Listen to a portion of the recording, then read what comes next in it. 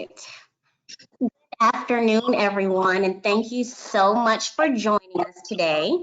I was going to give everybody a few minutes to continue to file in for those of you who have not yet entered the room. But in respect for everyone's time, I think we might just go ahead and start. And as people come in, their microphones will be muted and everything. So we'll just go ahead and start if that's okay.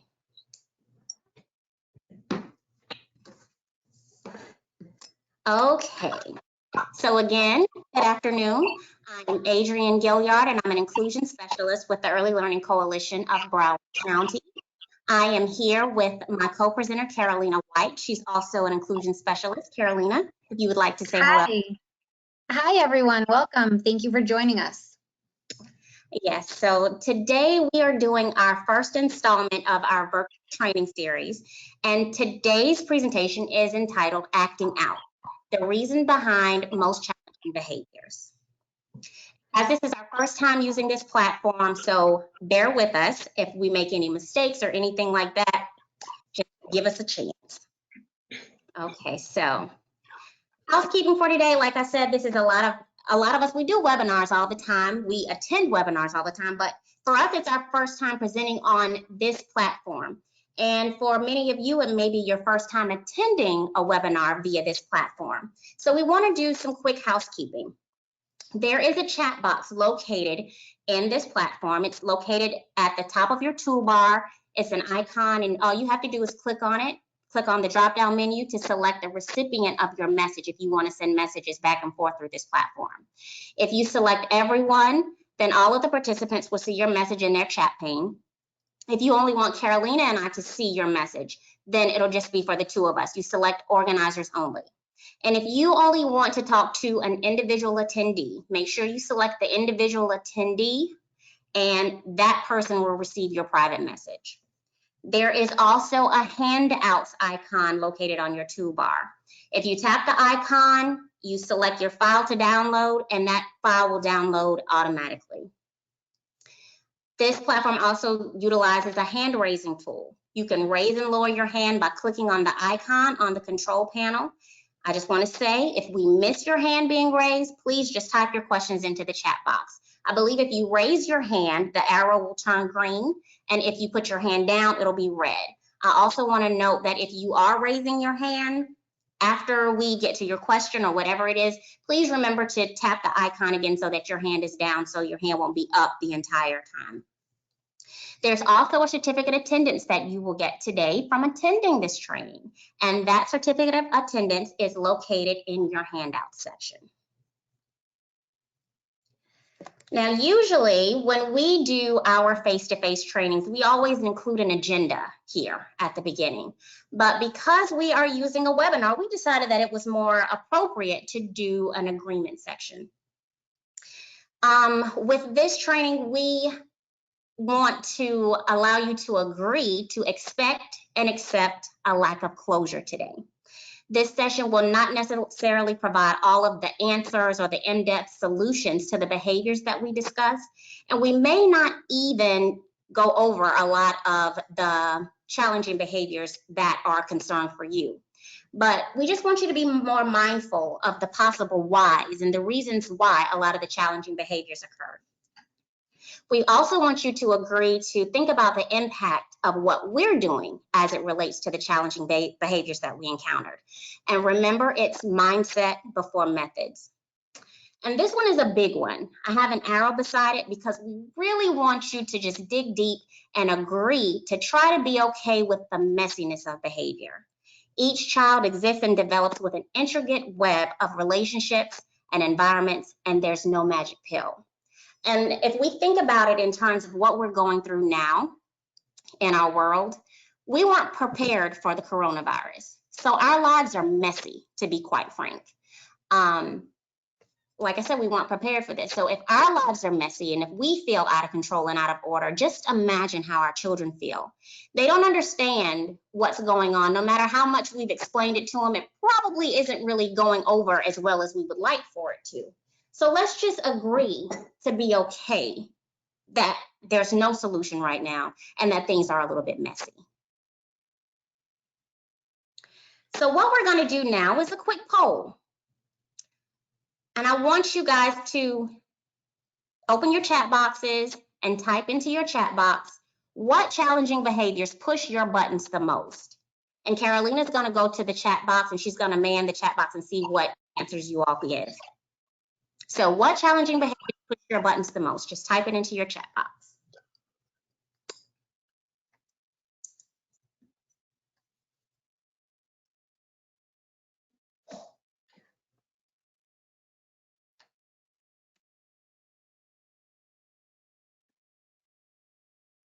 Yeah, I don't see any coming in yet.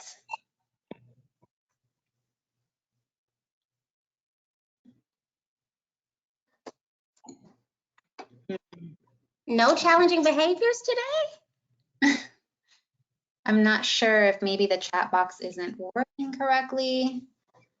I don't Debbie K, if you're out there, can you try to type something in just so that I can see if it's working even?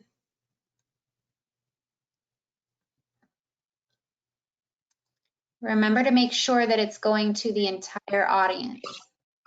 Right. Okay, I just received a text saying that somebody only has a questions box, not a chat box. Okay, I think we encountered that the last time when we did one of ours. There was only questions. Okay, I'm seeing it all in the questions box. So I'm seeing things like defiance, hitting, spitting, tantrums, controlling their feelings, biting, crying, aggression. Yeah, aggressive behaviors. Thank you, Allison, for clearing that up. Okay, thank you. Thank you guys for participating in that. So aggressive behaviors, defiance, all of those things are challenging behaviors that we are encountering, either at home or in the classroom. And like I said, let's think about our agreements again. You may or may not get all of the answers today, but the lucky thing is there are 2 other installments of this series after hours, so you may get your answers there. So we're going to move along. Thank you again for participating, everybody. So what we're going to do now is talk about what challenging behavior actually is. Challenging behavior is persistent pattern of behavior or perceptions of behavior. It interferes with or risks interfering with a child's optimal learning, their engagement in social interactions, and it's defined on the basis of its effects. And it manifests itself in a variety of ways, just like you just talked about, the things that you entered into the chat box. Aggression.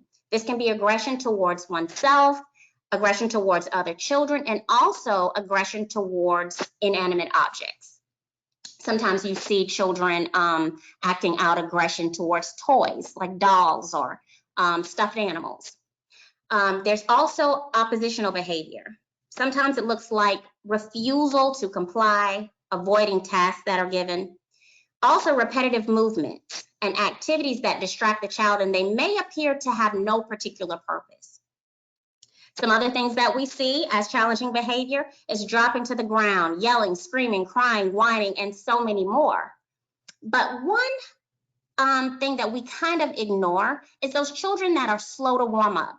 They're highly sensitive, very quiet, withdrawn, sometimes anxious, and they appear frightened or aloof. These challenging behaviors are those that often get ignored by parents and educators, but they're definitely ones that need to be brought to the forefront because, like I said, we ignore them because they're not necessarily a disruption to our classroom. And you think, okay, well, these are the children that I don't need to really worry about. They don't disrupt the class, but they need to be addressed as well. Okay. So we think about children that, like we said, they're whining, they're crying, they're falling to the floor, they're kicking and screaming. What is it that we want our children to do instead? We want them to build social emotional skills that are identified as being essential in school success. And these skills are being able to get along with their peers, following the directions that the parents set and that your teacher set, also being able to identify and regulate emotions and their behavior, being able to effectively problem solve and to resolve conflict without you always having to go in and solve the problem. We want them to be able to figure out the in and outs of the problem and to be able to work it out themselves. We also want them to be able to persist at tasks and not give up so easily when it's a little bit more difficult than they intended it for it to be.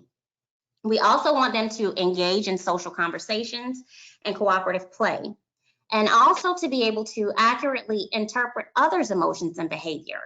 Have a little bit more empathy when it comes to other children and their feelings, and to be able to positively assess themselves and others. And also, we want them to feel safe enough and good enough about themselves to be willing to try new things and take a few risks. But what happens if children don't have these skills? Think about the children in your classrooms, or think about your children at home that don't display that they have these skills. What is it that you notice about the children? What is it that you notice about how they interact with other children? Even think about how they interact with the directions that you give them. Also, think about how they move along the classroom, how they move along the house. Do they have any intended direction? How do they react? And how do we help children with all of these skills? I also want you to think about how we help them with their behavioral skills.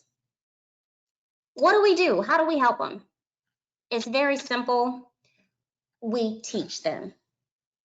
And that may not come to you immediately, but that's what we have to do. We have to teach them how to move along with those social emotional skills. Tom Herner, NASDE president, once said, if a child doesn't know how to read, we teach. If a child doesn't know how to swim, we teach. If a child doesn't know how to drive, we teach. If a child doesn't know how to behave, do we teach? Punish? Why can't we finish that last statement as automatically as we do the others? Well, we don't finish that statement as easily as we do the others is because we forget that a lot of times if we're dealing with a 5-year-old, that 5-year-old child has only been on this earth 5 years. They're navigating so many different things in terms of the different environments that they're in. There are different emotions that they can't explain and describe. Different family relations. Not only that, what are we going through now? COVID-19. They're maneuvering and navigating through all of those different things in their lives, and they don't know what to do. So we have to teach them. And when we don't teach children, they begin to struggle in different areas of their lives. They struggle with having a sense of confidence and competence. They struggle with developing good relationships with their friends, getting along with others, and it's harder for them to make friends. It's also difficult for them to persist at tasks. These are the children that give up easy. They say it's too hard, or I don't want to do it anymore.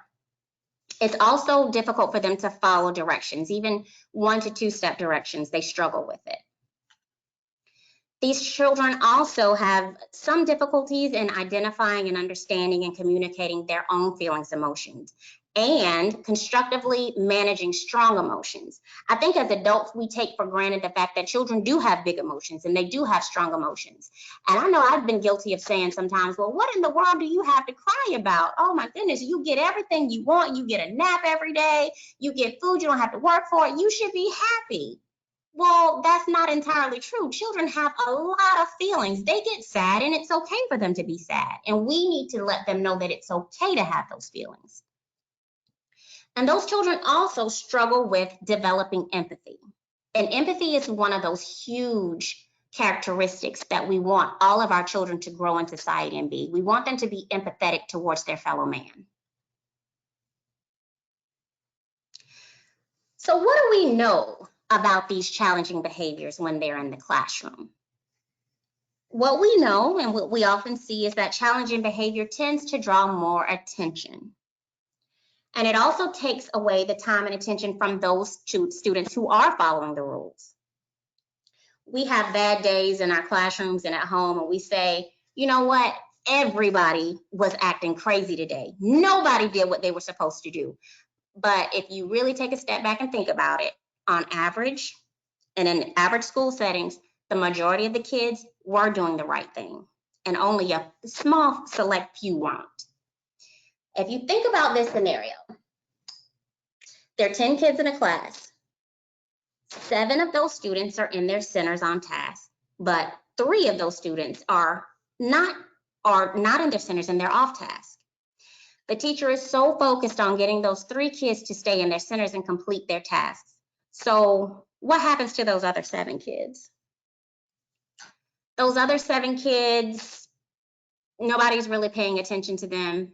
And Carolina will discuss it a little bit later, but what we know about children who, young preschool age children is that they copy. They love emulating each other and even us. So when they see the other 3 children are getting all of the attention that they desire, chances are they are going to display that challenging behavior so that they can get attention too. So we definitely need to be mindful about the attention that we put on some of those challenging behaviors.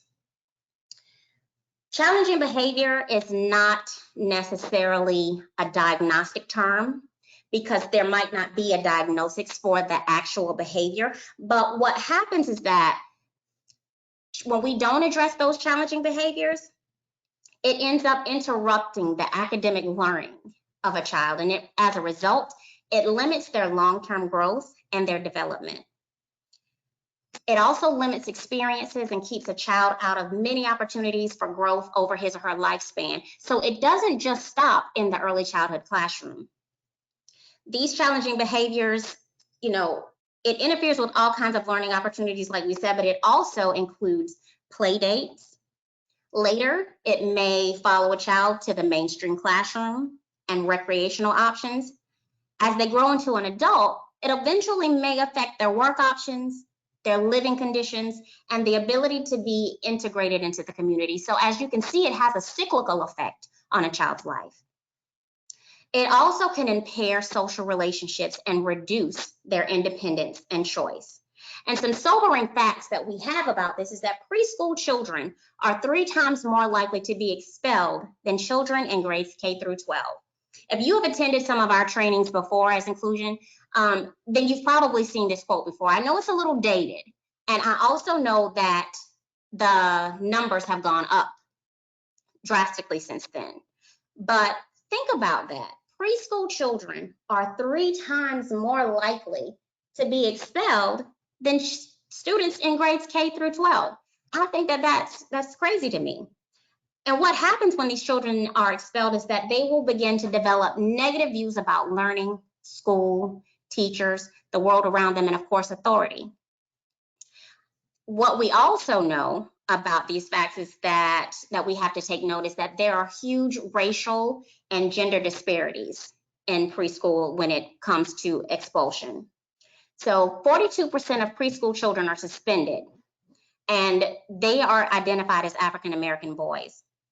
Students are 3.6 times as likely to receive an out-of-school suspension as their white classmates. And additionally, while boys represent 54% of preschool enrollment, they constitute 79% of all suspended school children. Think about those numbers. And like I said, this research is a little bit dated, so I'm sure the numbers are a lot greater now.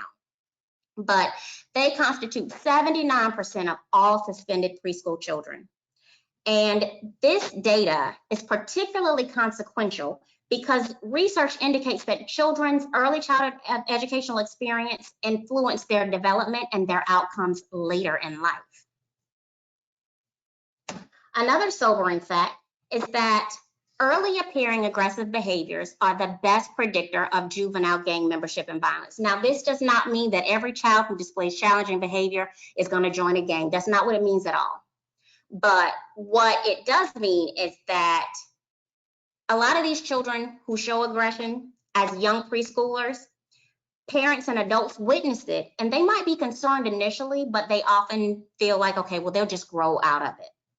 But violent behavior in a child at any age always needs to be taken seriously, and it shouldn't be quickly dismissed as just a phase that the child is going through. When children are in the preschool setting or other settings, if they are always the aggressor, 9 times out of 10, the other children exclude them from play. They ignore them and they don't want to be in close proximity to them because they're afraid of getting hurt. So if a child always experiences being disregarded if they're always ignored, if they're always being excluded, and this continues to happen as they age up, as they go from preschool to elementary school to middle school to high school, the logic behind that and behind this research is that they go to where they are accepted.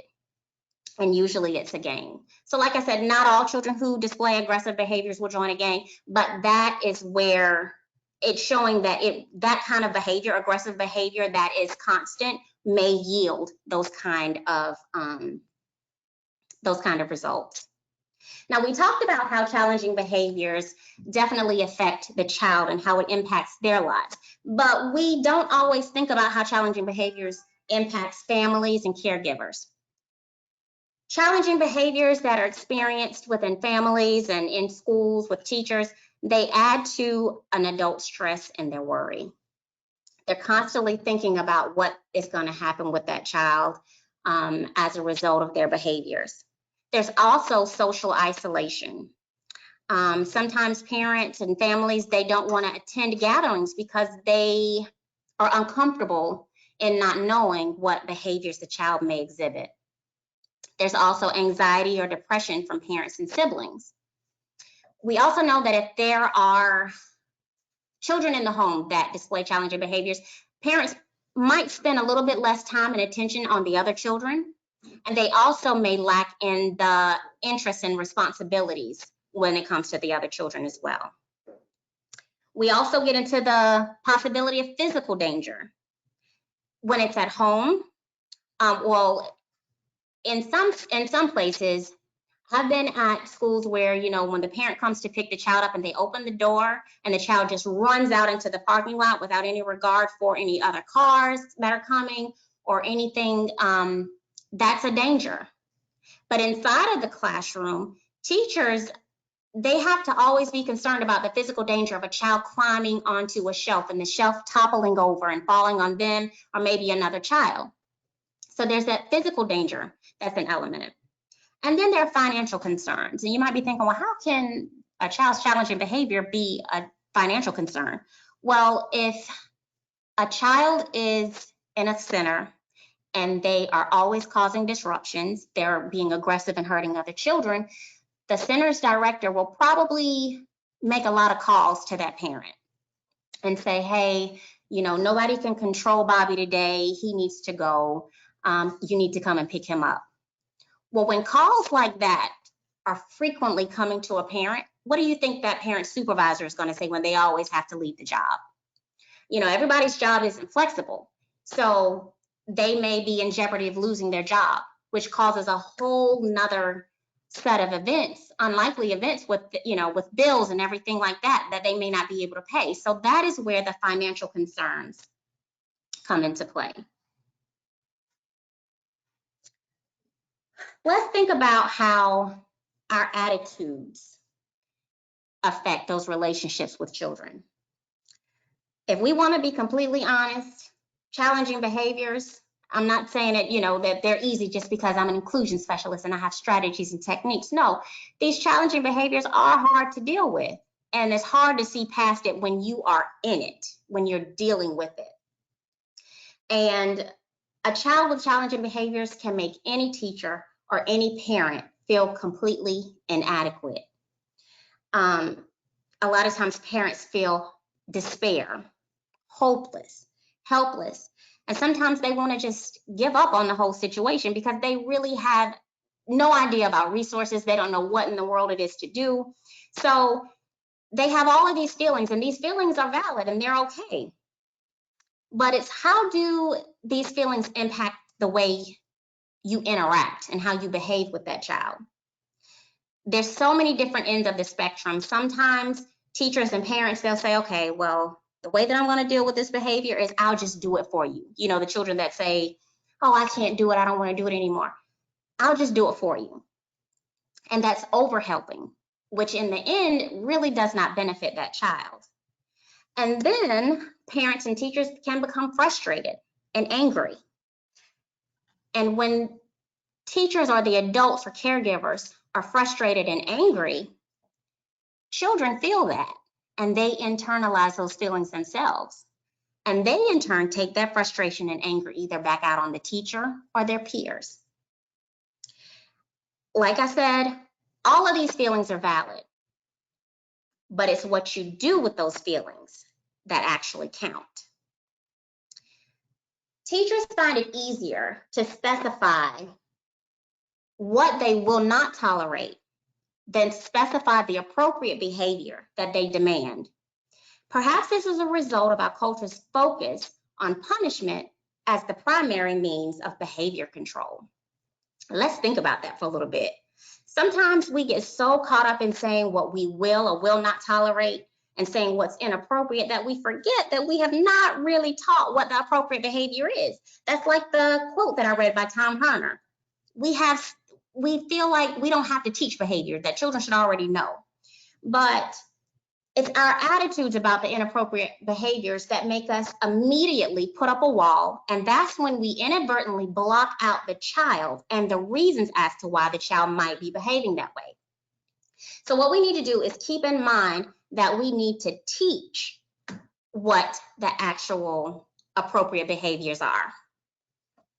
If you've ever flown before, you get on the plane and the stewardess gives her whole spiel about the life vest and how you can use your seat as a flotation device. She also says, in case of an emergency, air masks will drop from the ceiling. If you are traveling with the minor, please put on your own mask before helping with the minor.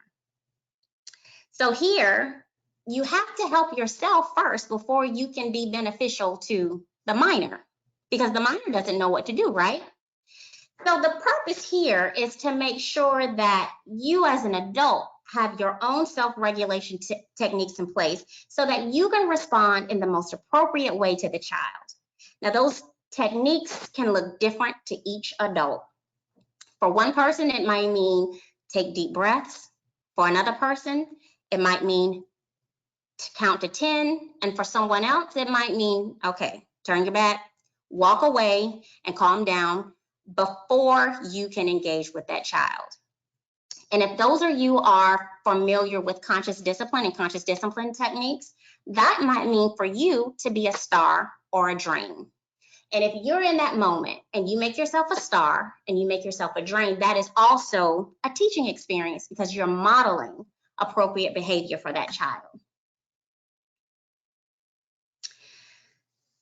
This next slide shows the 4 S's of emotional support, because when children display challenging behaviors, chances are they need all of the emotional support that they can get. And your job as the adult, the caregiver, is to think about these 4 S's of emotional support as your mantra, and it's your oath that you take to care for a child in their life. So this goes back to how you respond to those triggers that you may be faced with. So the first one is safe. I will protect the children I serve from harm and avoid being a source of threat or fear. Seen. I will begin to see myself and the children I serve through the lens of wholeness. Soothed.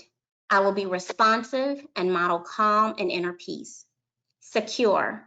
I'll create an environment of trust and provide a learning base for self-regulation and empowerment. This embodies being mindful. Mindful about everything you do, everything you say, and making sure that you react appropriately to that child. So we have another poll, and it's another one that I want you to type into the chat box. After we did those 4 S's, we all have so many attributes that we share with our children, whether they be in the classroom or in our homes. So I want you to look at these and select the attributes that you feel resonates with you the most. And there's a little explanation for all of them. So for adaptability, if adaptability resonates with you, that means that you're open and you're open to changing the conditions. If stability resonates with you, that means you use respectful words and actions towards others. If patience resonates with you, that means you remain steady and calm during personal discomfort. And if it's love, it's the affection and devotion for self and all living things. So think about that and tell me which one in the chat box resonates with you the most. And Carolina will handle that.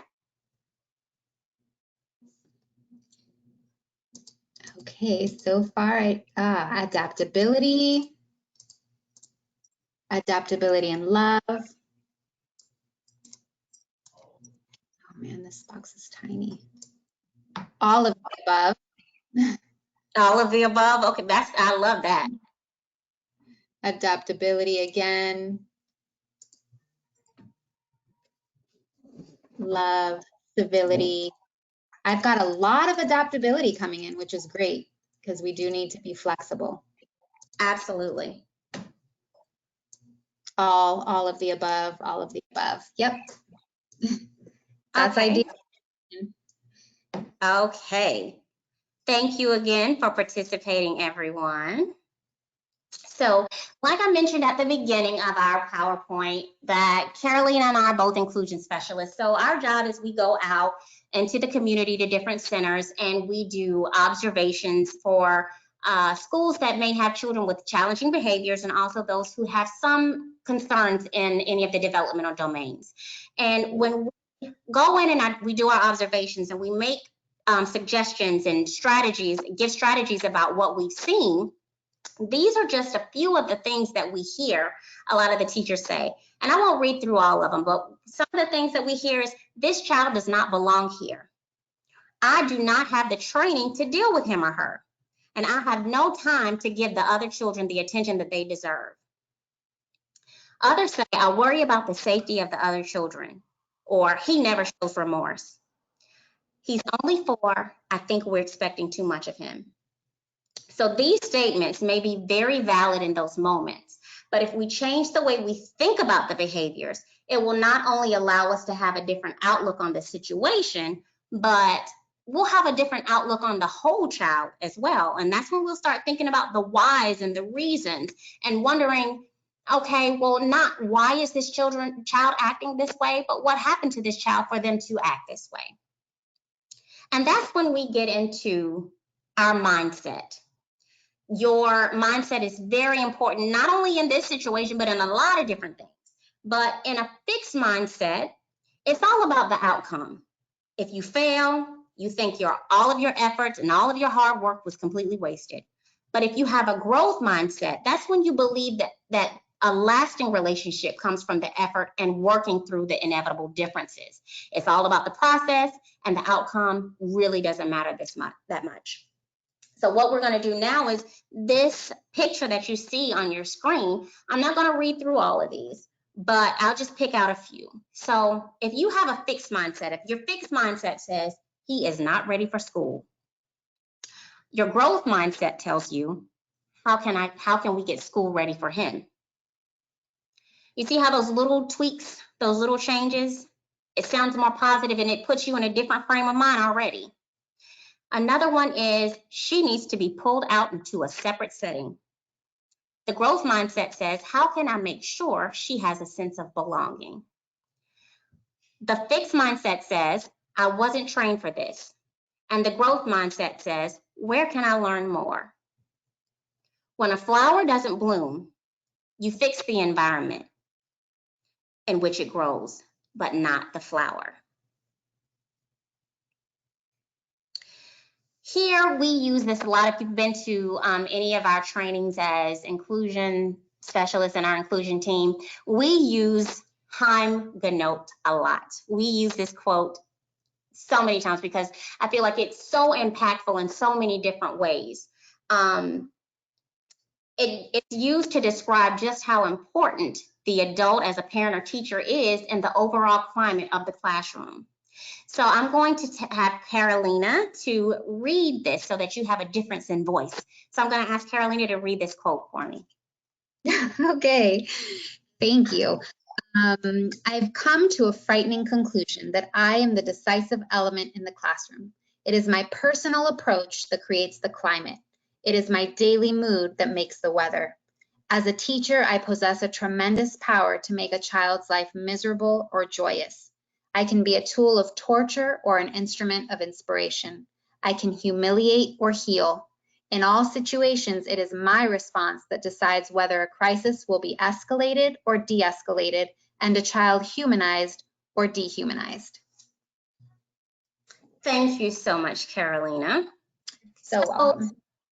Thank you. So sometimes when there are challenging behaviors present in the classroom, we feel like we have absolutely no control over the situation and there's nothing that we can do. But it's actually the opposite. We are the decisive element, and we have to keep that in mind. That it's us that predicts the weather in the room. So why is it that children display challenging behaviors? It's simple, really. Children display challenging behaviors because it works for them. If we think about it, children are very efficient and they do what works. They'll continue to do what works for them until that behavior is replaced by something else. So some of the behaviors are to avoid or escape a situation or a person, to obtain or an object or attention, or to change their level of stimulation. And more often than not, the challenging behavior is used in the first place because we as parents and as teachers, we have inadvertently or mistakenly shown the child that they can get what they want because of that behavior. My husband and I, we tried to limit our little one's screen time as much as possible. That means TV and video games, all of that is cut off during the week because it's school time. So in this particular time, our little one wanted to play his video game. My husband and I agree on it. We stand firm and we stand together. No, you can't play a video game today because you know the rules. This is school. You have to do your schoolwork and you have plenty of time for video games on the weekend. Well, our little one usually never throws tantrums, but he fell out on the floor. He screamed, he kicked. I don't want to say he yelled, but he hollered. That's how serious it was. He screamed, yelled, he kicked, he screamed, he cried. He did all of that. My husband and I, we walked away. We let him have his fit. And after that, he got up and he did what it was he was supposed to do, which was his iReady, which was his school platform. He did that. And the next day, I was giving him his bath and he said, you know what I thought was going to happen yesterday when I cried? And I said, what? And he said, I thought you were going to say, go ahead and play your game. I know you want to. And I said, and I laughed because, you know, little boys sometimes, or kids, period, they're so innocent. He didn't realize that he was telling me the secret behind his tantrum. So as he told me the secret behind his tantrum, I said, well, do you see what happened? I said, what did you get out of that? He said, I was just tired and I still didn't play my game. I said, exactly. So we have to be sure that we are not, as much as I wanted to stop him from crying because he was hurting my head, as much as I wanted to stop him from crying and say, here, just go ahead and take it, I stood firm and I was consistent and we didn't allow him to do it. So we have to make sure that we are not giving in to kids when there's definitely something that they don't need to do. And we have to understand the behavior itself. And we have to know that challenging behavior is a form of communication. And it's a child's solution to a problem. Sometimes we'll think, well, why did you do that? Why did you come up with that? But that was their solution. To them in that moment, that was what would work. We also have to understand the function of the behavior is as important as the behavior itself. Like we said on the previous slide, it is to obtain, avoid, or escape something, or to change their level of stimulation. Remember, it's the behavior that's inappropriate and not the function itself. So next we get to the explanations behind some of the challenging behaviors. I know that you guys have been on the edge of your seats ready and waiting for this portion. So Lena will take over this portion and give you some of the explanations behind the challenging behaviors that you see in your classroom. Thank you, Adrienne. Thank you so much. Welcome, everybody. Okay, so in this part of the presentation, I am going to touch upon some of the more common behaviors. We tried to narrow it down because there are just so many that we tend to see. And I'll briefly touch upon some of the solutions because in our third installment of this series, Suwenda Lewis, who is amazing, is going to give you a little bit more depth as far as the implementation of the solution goes. So I look forward to that on the 29th of April. On the screen we have here are 8 common reasons why children display challenging behavior. And I'm going to go through each one as a separate slide. Beginning with the child wanting attention, right? So by trial and error, grown children are trying to figure out what makes adults continue to give them attention and what drives them away. So when adults react with interest, affection, and approval, the child strives to please. But when children consistently are not getting a response, they start to get desperate. So when they're lacking enough of that positive attention, a child is gonna develop negative tactics in order to re-engage the adults around them. So being scolded, nagged, reminded, and punished, in their mind, it's far better than being ignored. All right, so the solution is to ignore that negative behavior, right? We want to make sure that we're ignoring the misbehavior, but not the child. That's a really important aspect of this. When the child misbehaves, you want to resist that temptation to lecture or nag or scold. Those negative reactions are just going to keep that negative interaction going between you and the child. Like Adrienne mentioned in her little anecdote there with her son, they just walked away. He started having his tantrum. They walked away. There was not that negative back and forth. He had his time. He is a little bit older, granted, but it is important that they ignored the behavior rather than the child as a whole. And then what you do want to do is catch them being good.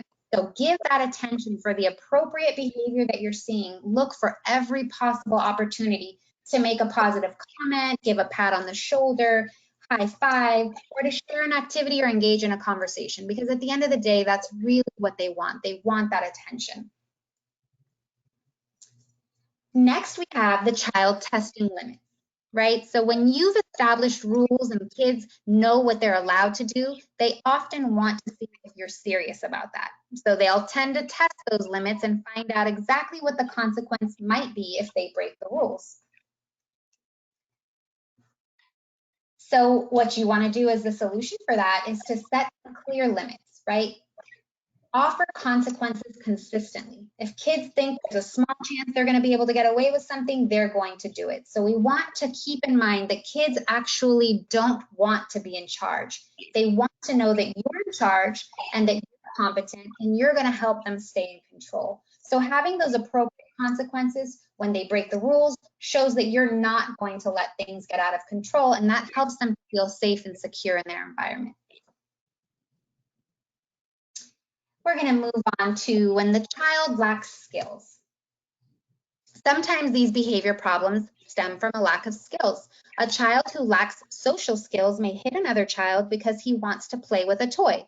Or a child who lacks problem-solving skills may not clean his room because he isn't sure what to do with the toys when they don't fit in the toy box.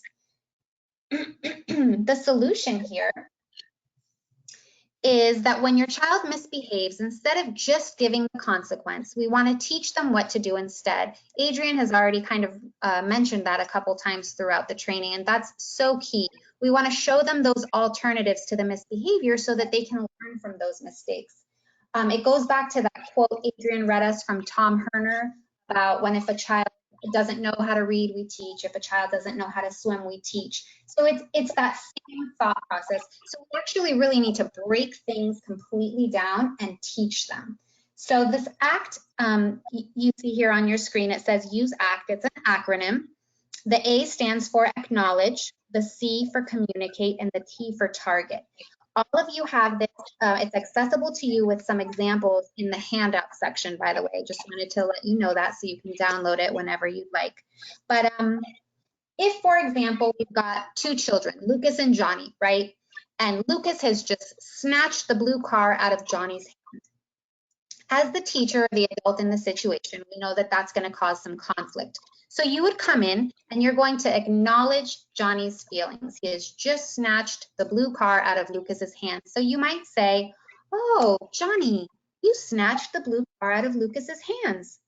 Maybe you're feeling angry or you wanted to use that car. You're going to communicate the limit. You may not snatch the car out of Lucas's hands. It's not safe. And then you target the acceptable alternatives. You may tap Johnny on the shoulder and ask him if you can borrow the blue car or use the red car. What's your choice? The child chooses one or the other, you celebrate the choice, give them a high five, and you keep the day moving, right? So you're giving them that alternative option of something that they can do instead. And that's really crucial here. We want to remember that it is not easy to change our habits. This type of language, many of us didn't grow up being spoken to this way, nor did we grow up speaking this way. So it takes time, and it's helpful to have that template with you so that you can use that to refer to when you are in those moments of conflict in your classroom or at home with your children. Okay, the child that wants independence. As preschoolers learn, they tend to do more things on their own, right? We can always hear, I can do it, I want to do it, right? So they often want to show off those new skills, and they may be more argumentative and behave disrespectfully at times when they're maybe unable to do that. So for the solution, we're going to give appropriate choices. Giving age-appropriate freedom is going to meet that child's needs to be independent. So it gives them the opportunity. When they have choices, they're able to choose what makes them happy. Children need to participate in that choice making. They need to do that in order to develop their emotional maturity. They have to learn how to make decisions on their own and what those consequences for the decisions will be. So through independence, children get to enhance that skill. They'll learn right from wrong, and it helps them to develop their personality. So we always want to make sure to give them a choice. Now, between one thing or the other, we're not trying to choose between 5 different things. That can get a little extreme.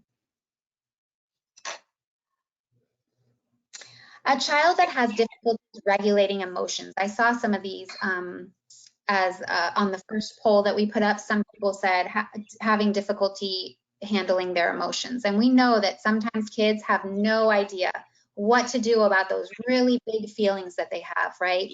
They may become easily overwhelmed when they feel angry, and as a result, they may become aggressive. So they act out, even sometimes when they're just excited, stressed, or even bored. Some of the solutions here would be to teach kids about their feelings, show them healthy ways to manage their emotions to prevent them from misbehaving. When they have better control over their own emotions, then they can use healthy coping skills to deal with some of those feelings, which we'll talk about in a little bit. Adrian mentioned the conscious discipline, the breathing strategies. Those are excellent ways to model how to deal with some of those big emotions, right? You can be the pretzel with them, or the train, or the star. We want to always keep in mind that we are modeling as well when we're teaching or at home with our own children. So we know that some kids want power, right? They want control. They often contribute to misbehavior, and sometimes defiant and argumentative behavior results when a child attempts to regain some of that control.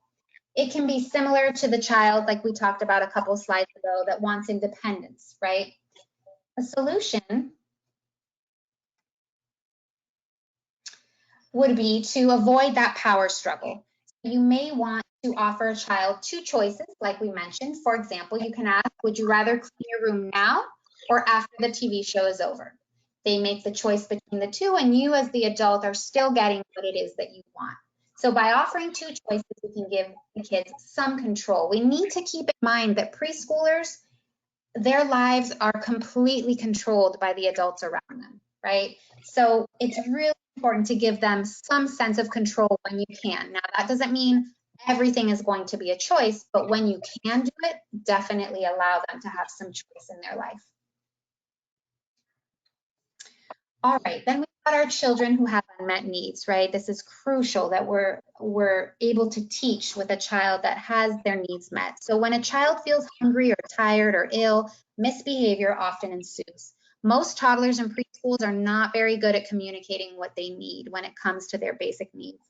And as a result, they often use their behavior to show that they have an unmet need. We have to always remember behavior is communication, right? So we have to think, what are they trying to express to us?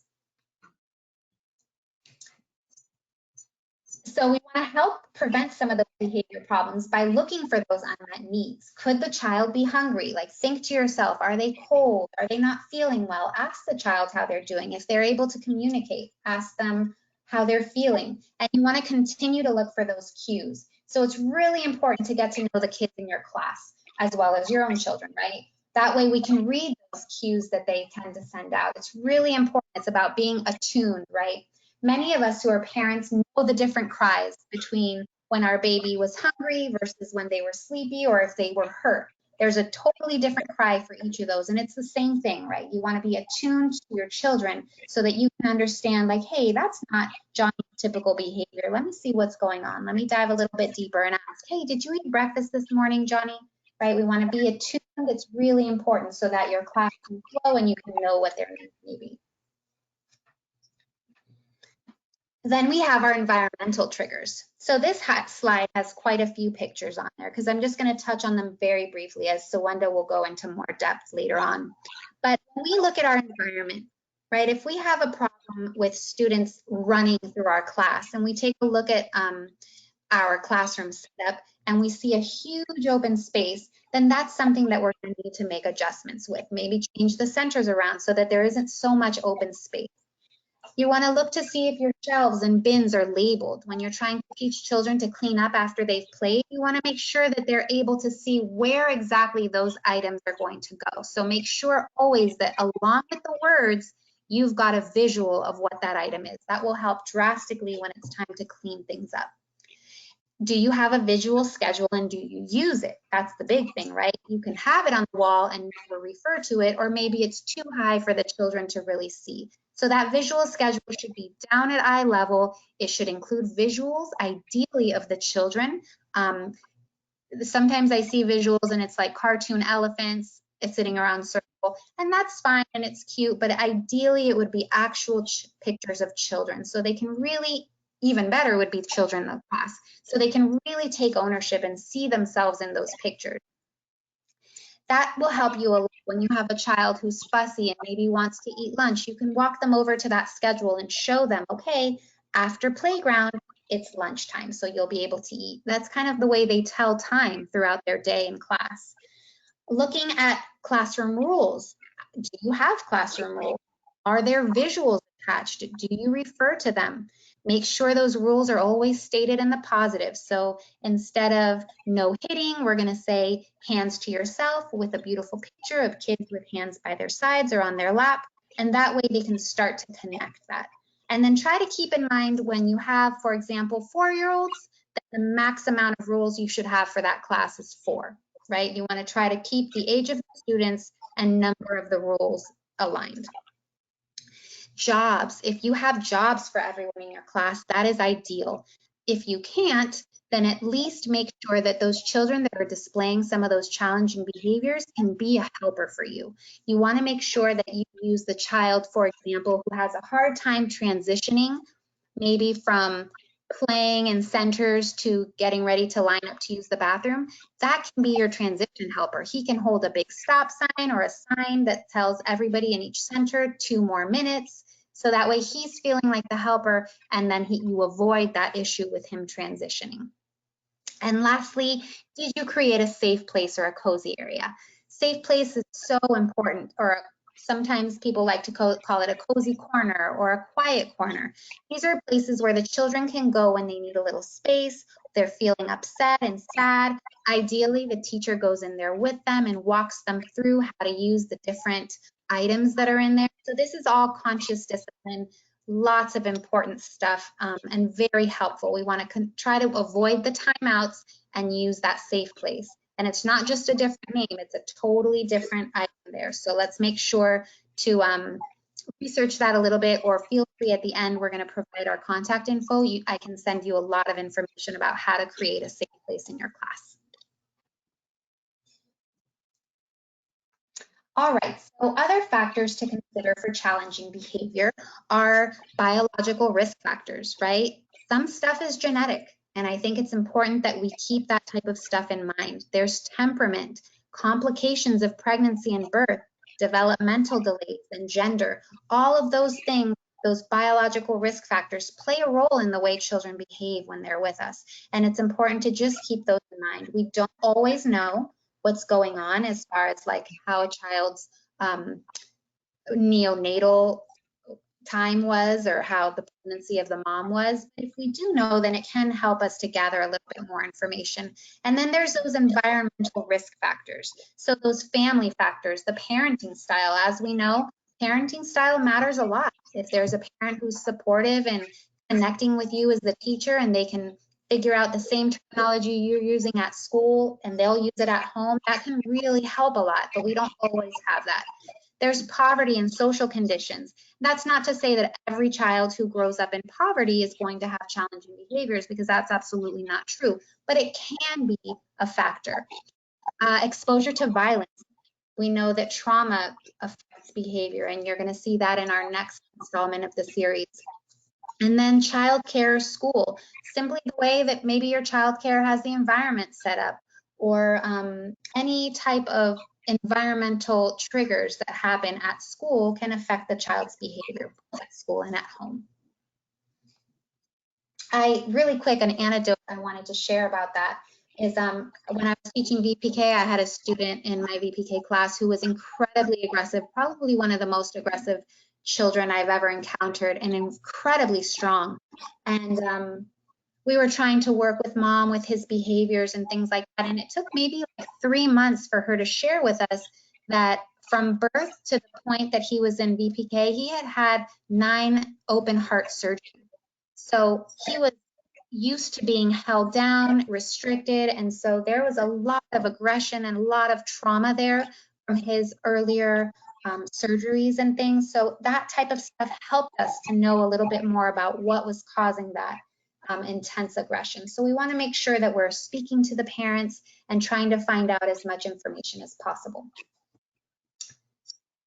Okay, so other common stressors for children are unpredictable situations, right? Some children do great and are super flexible, while others, any little change in the schedule triggers a meltdown. So we want to keep that in mind when you're attuned to the children in your class or your own children, then that helps you to be attuned to what they may need and what things may trigger them. So you want to keep those situations predictable. Any confusion or overly demanding situations, if there's something that's above their level, maybe they've never even held a pencil before, and in that day in school you're having them trace their name, that may be a little too much for that child. So we want to be able to help them out with some of those situations and not stress them more than they need to be. Lack of opportunities for movement and choice. This is a big one. Adrian and I go out to schools often, and I can't tell you how often we see out of 5 centers, 4 centers are closed, and they've got 10 kids squished in dramatic play. And so we're going to have some behaviors when we have such close proximity, as well as children who are asked to sit at a table for long periods of time, and then just one bin of toys is dumped on the table. So maybe there's 1 box of Legos that 10 children are sitting around a table trying to share. Everybody has 3 Legos and they're expected to sit there and play for an hour. Those type of lack of opportunities for movement and choice will really bring out challenging behaviors in anybody. So we want to make sure to give lots of opportunities for movement in a class and some choice there. Difficulty with sensory motor skills or sensory overload. We know that there are some children who just don't like to put their hands in paint or don't want to spend too much time outside in the heat. We want to keep attunement there with those children so that we can make sure not to trigger them in that way. Directions and corrections. Having too many directions or directions that are not understood can be a trigger. Experience intense emotions, and the key here is the unresponsive adult. So a child that's experiencing some of those big emotions and has no responsive adult to help walk them through that can be a massive trigger for many children, or a stressor. Large group activities. Believe it or not, there are some children who don't do well in large groups with kids being loud and moving all around them. So we want to keep in mind for some of those children who that's a struggle, you can give them something else to do off to the side. Lack of sleep or rest or poor nutrition, poor hydration. This goes back to the unmet needs, right? And then lastly, the overuse or reliance on technology. It's a replacement for connecting with caregivers and peers. This is something that in this generation is huge, right? We've got a lot of people who are just tired or can't deal with the interaction with their children. And so there's a lot of technology given as a replacement tool. And we want to make sure that that's not a stressor for the children in our care. Okay, so responding to challenging behavior. This is a great quote by Kaiser in 2019. An effective response to challenging behavior is a process, not an event, that provides children with the opportunity to develop the skills and attitudes they need to meet their needs appropriately. This goes back to that quote that Adrienne read earlier by Tom Herner. They need to be taught those socially appropriate skills. Looking at dealing with challenging behaviors as a process is the key here, not one event. So you're not going to teach them one skill and then they're going to have it. It needs to be repetitive and consistent. We want to make sure that we keep it that way. Okay, this is a wonderful illustration, and this comes off of Christy Preddy-Frontzak's website. Her website is christypf.com. It'll be at the end in our references, but if you want to jot that down, she's got some really wonderful information on her website. One of them is this lifelines to get on board illustration. So I think it was such a great metaphor for a child that's having a meltdown or having some challenging behaviors. She uses it almost like that child has fallen overboard, right? And so we as the caring adults in their lives are going to throw them lifelines in order to help bring them back aboard. And if you see on the illustration here on your screen, each of the, oh, what are these called? Adrienne? Life preservers. Sorry, thank you. Preservers. Yeah. Each of these life preservers has one of the lifelines on it, which we'll look at in the next slide because it is written pretty small. But I thought it was such a great metaphor so that we as the adults can throw them those lifelines, right? One of the lifelines is validating those emotions. It's okay to have those big feelings, and we want to constantly reiterate, it's okay to be angry. It's okay to be sad, right? It's more a matter of how they deal with that we're trying to work on. Offer choices based on the child's interest. So when they're starting to have that meltdown and go overboard, we want to offer them some choices. Supportive silence. So important to be able to sit in the same space of somebody who's going through something and not attempt to fix it all with your words, right? So we want to be that adult that can sit in supportive silence, which is very different from ignoring. We want to, at this point, reduce directions and corrections. We want to ask questions aimed to understand, how can I help you? Can I sit next to you? Would you like a hug? Right? We want to ask some questions. Use your soothing voice and those empathetic nonverbal cues so that they know that you're there for them. Slow down your language and your movements, and then read their cues. Touch if you can, or just be close and be attuned. So if you go to place your hand on the child's back to comfort them and they pull away from you, we don't have to insist, right? We're just reading their cues, but you're saying that you're there, you're close, you're here when they need you.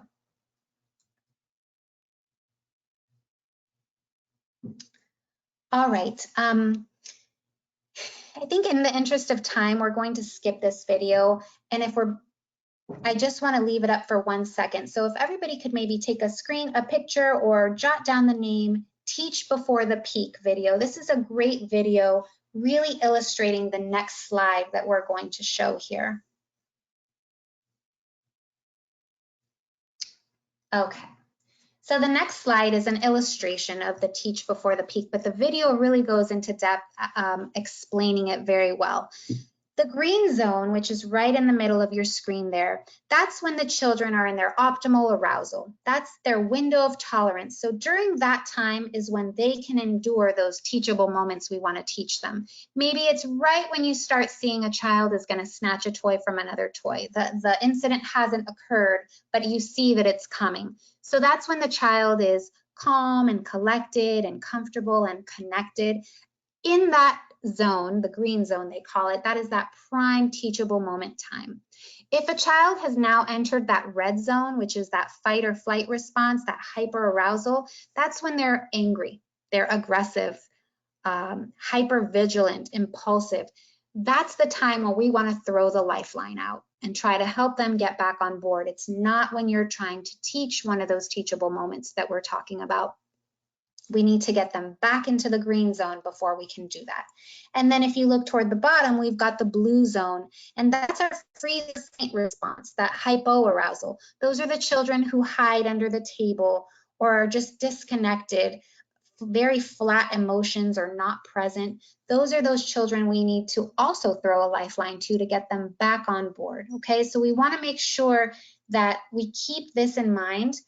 It's very instinctual for many of us to have, during the aggressive confrontation to try to teach what to do instead, and that's not the opportunity to do it. It's just not going to get inside. So we want to make sure that we give them the space and the time and get them back into that green zone by throwing some of those lifelines we mentioned. And then please always keep in mind that some children aren't aggressive and angry and compulsive. Some of them show the way they feel by shutting down, by not being present. And oftentimes those kids are the ones that fall in the cracks because they're really not showing anything that's interrupting or getting your attention. But it is also a challenging behavior to be extremely withdrawn or hiding the whole time. So we want to remember those kids and remember to throw those lifelines out to them too. Okay, next comes coping mechanisms versus coping strategies. So it's really important to know that there is a difference here. When you have a coping mechanism, that's going to numb the feelings and helps you feel temporarily better faster, right? And many of us do these to this day. My boyfriend broke up with me, so I'm gonna go buy a pint of ice cream and lay down and eat it while I watch Netflix. Things like that, those are coping mechanisms. Distracting a child with a toy, giving them a security item like a blankie or a pacifier. Sometimes children hurt someone else to feel powerful or in control. Maybe they're getting hurt or bullied at home, and so they come to school and they feel the need to do that as well in order to feel some of that power. Or they snap to give them snacks or feeding them in response to a hard feeling. Some kids maybe come home from school, they're sad, something happened at school, and then mom is quick to come to the rescue with a bunch of candy and things like that. So we want to try to avoid those type of coping mechanisms and gear them towards coping strategies. And strategies help you process those emotions. It helps you leave that reactive part of the brain and enter that rational thinking part of the brain so that you can really process. Some of those strategies would be here: drawing, coloring, and painting, movement and exercise, belly breathing, which is so important. Adrienne mentioned before with the conscious discipline and the breathing techniques being the drain or the star or the pretzel or the balloon. Those are all really important to teach as a coping strategy. Reading a book, playing music, getting that physical connection, so hugging or playing calmly while using fine motor skills, giving them some Play-Doh or things like that. We want to make sure to always gear the kids toward the strategies versus the coping mechanisms. And to finish today, Adrienne is going to actually, in her beautiful voice, read this poem that we chose called Breathe by Lynn Unger. Breathe, said the wind. How can I breathe at a time like this when the air is full of the smoke of burning tires, burning lives? Just breathe, the wind insisted. Easy for you to say if the weight of injustice is not wrapped around your throat, cutting off all air. I need you to breathe. I need you to breathe. Don't tell me to be calm when there's so many reasons to be angry, so much cause for despair. I didn't say to be calm, said the wind. I said to breathe. We're going to need a lot of air to make this hurricane together. Beautiful, Adrienne, thank you. So we know that breathing is so important, and just as much as it is important for the children, it's important for us. We're going through a lot right now. We're all stuck at home. There's a lot going on, a lot of uncertainty. So just keep in mind to breathe. Life starts and stops with breath, right? We can survive without food for weeks, without water for days, but without air, we cannot survive for more than a few minutes. So take those deep breaths that you need to help relax. It'll help you decrease that stress hormone that's coming in or being released, which is that cortisol into your body. And just remember to breathe. Take care of yourselves and breathe.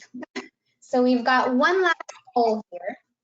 We hope that you have a better understanding of some challenging behaviors and their causes. Remember that the solutions for those will be given to you in much more depth by Suwenda, who is incredible. She's going to give that on April 29th. So if you could type into the chat box if you feel a yes or a no, if you feel like you have a slightly better understanding of challenging behaviors and their causes. And we'll look at that for a minute. Oh, Carolina, I see a lot of yeses coming in. Yay! Yeses and exclamation points and awesome. Oh, wonderful. I'm so happy. Oh, that's wonderful. I'm super happy to hear that as well. Awesome. Okay. So we do want to share with you on the next slide here the upcoming webinar. So on next Wednesday, on April 22nd at 1 p.m., same time, same place, the impact of trauma on behavior and learning. That's going to be given by Debbie Kay, who's amazing. Absolutely. That I know Adrian will too. So we hope that you all attend that one as well. As you know, this is a 3-part series. So in order to get the most out of it, you really want to attend all 3 parts. I promise you won't be disappointed. It's really excellent. Next is our contact information. So go ahead and take that down. Adrian and I work very closely together. Any questions that you have, anything else you want us to expand on or send more information, or if you just want some strategies, please feel free to email us or call us on our cell phone. We're here and we're happy to help you with anything that we can. Absolutely. Thank you so much. Thank you, everyone. On behalf of the Early Learning Coalition, Adrian and I want to say thank you for joining us today. We hope you have a wonderful rest of your week. We wish you well, and remember to keep breathing. Thank you so much. Our references are going up. If you want any websites or any ideas, please feel free to email us or call us. And thank you again so much for attending. Thank you, everyone. We're going to go ahead and end the meeting. Thank you for joining us, everyone. Bye. Thank you.